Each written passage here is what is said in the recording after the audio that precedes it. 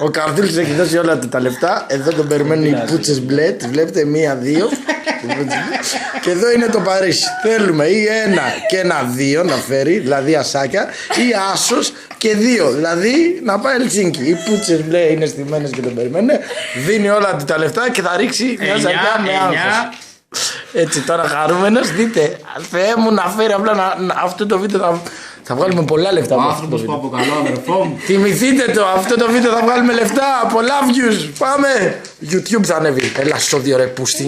Κύριε μαλάκα. Ασώδιο! Ήταν ασώδιο και τώρα χάνει. Και εσύ προκλητικός. Πόσο είναι. Τι μούτσα μου λέει λοιπόν. Θα σου πω φίλε, στο Ελσίνκι. Βλέπουμε εδώ πέρα κύριε το Ελσίνκι με τσέλα 700 ευρώ. Ωραία, γύρνα. Βγάλε αυτά. Έτσι. Τα ζάρια Να συνεχιστεί όμως το βίντεο, οι περίμενε. πούτσες μπλε, ναι βέβαια. Περίμενε. 50, 100, 150. Πόσο και 29, όλα φαίνεται 4,5. Βλέπετε που κοκκινήσει, σας λέω, αυτό είναι το πιο ενδιαφέρον. Σε 10 τώρα θα γίνει η τούρμπο. Δώσουμε 4,5. Ναι. Εντατικά. Βλέπετε τώρα που Δώσε σας να λέω γυρίσει τέτοιο αεροδρόμιο. Έχει γίνει ίδιος με την κάρτα του. Περίμενε. Κάσε μου. Δεν υπάρχει διαφορά, φαίνεται. 4,5. Βλέπετε, διαφορά δεν υπάρχει, κοκκινίζει. Κατάλαβε το κολλησινέκα. Στο είπα, όχι. Στο είπα, όχι. Για να δούμε τώρα. Μάρια 7,5. 7,5 φίλε. Όπα ρε, 7. Α, ωραία. Σου μείνε και ένα σπίτι.